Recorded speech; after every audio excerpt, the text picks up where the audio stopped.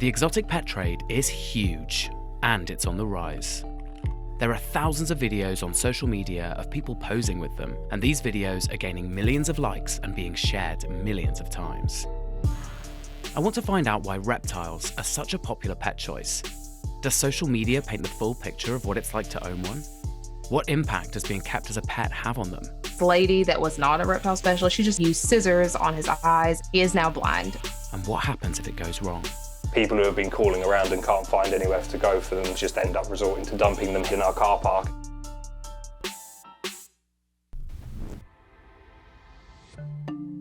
I've decided to go online to see what's being shared at the moment. Doesn't take you long. This is a guy in a Christmas jumper with what looks like an iguana. This is a girl in her car. They're both wearing scarves as the car drives. Pet check, reptile edition. Meet all of my reptiles. There's loads of videos like this, people kind of showing how many reptiles they have. There's a lot of unboxing videos, like my pet's just arrived and now we're gonna see what it is, kind of thing. Okay, so what else have we got? This person is taking their reptile for a walk on a lead. So I know from this species that crest is the threat display. And it is firing that threat display and trying to bite the owner. This girl's written, "This better go viral," and she's put her hand into the mouth of a bearded dragon to be bitten. She's playing, obviously, on a kind of morbid curiosity with people being attacked. And there's a lot of more controversial videos like this of people kind of deliberately agitating animals like this bearded dragon, but snakes as well, so that they're, in striking position, trying to attack the people around. There's obviously a massive appetite. There's millions and millions and millions of videos of reptiles doing so many different things, where they're being dressed up or being made to bite or put in funny positions. This is a huge world. I would love to meet one of these content creators to find out what it's like when the cameras are turned off. Good morning, reptilians. Welcome back to the channel. I'm Elle, and this is Sterling, and this is Elle's Reptiles. I'm about to meet YouTuber Elle Reptiles, who's based in the US. She owns 14 reptiles and uses her channel to speak openly about some of her struggles in caring for their diverse and complex needs. I would love to meet some of your friends. Who have we got here? This is Sterling, the ball python. God, he's gorgeous. So is this a different color morph to the kind of wild ball python?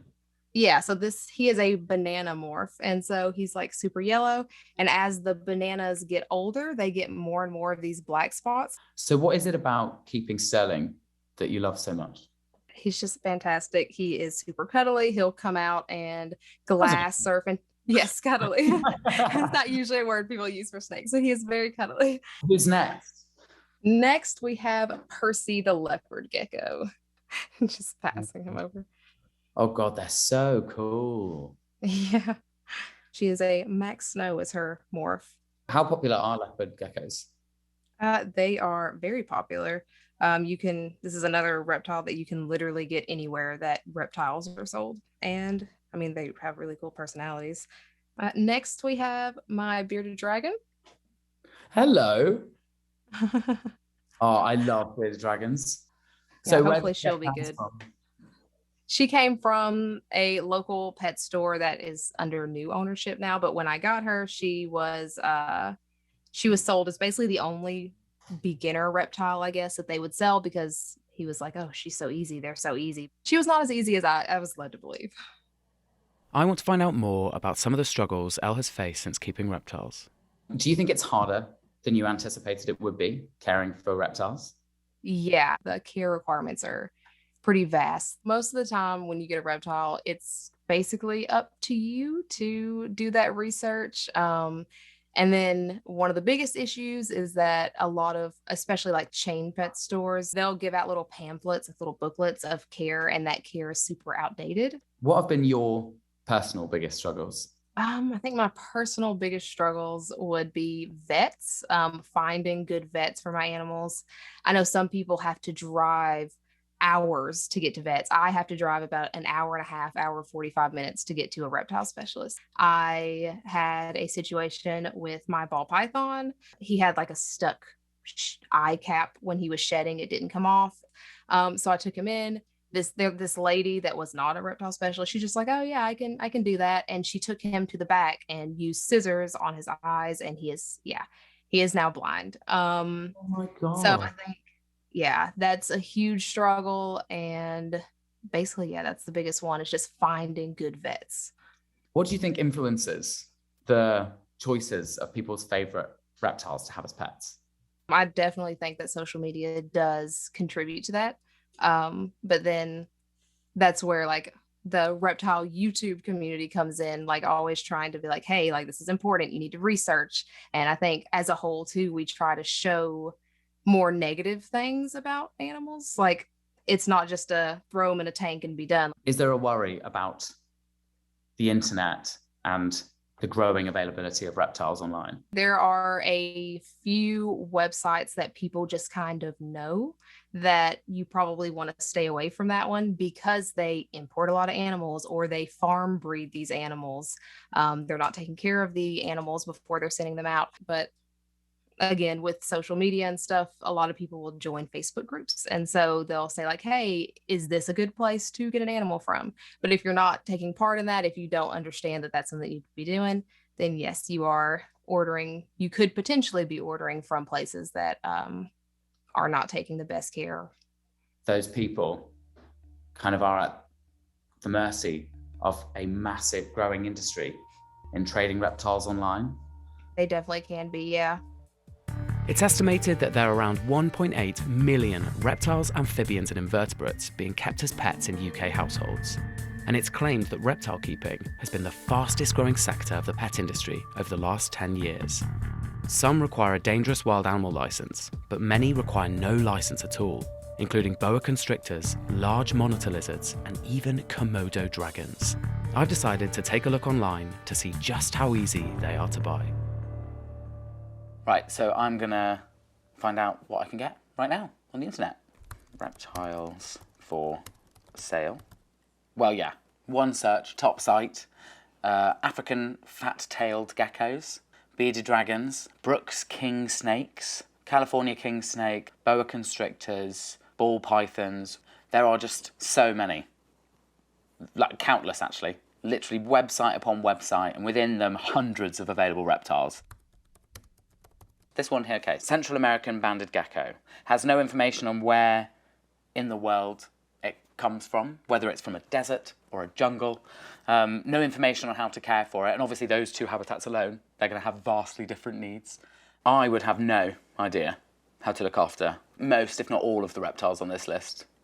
This is incredibly easy to get. If I wanted any kind of reptile, I could just do it right now. And I reckon, yeah, I wouldn't need to find out much information, wouldn't need to speak to anyone. I could just do it right now, it would come to my door, and the onus is on me to learn about it if I want to.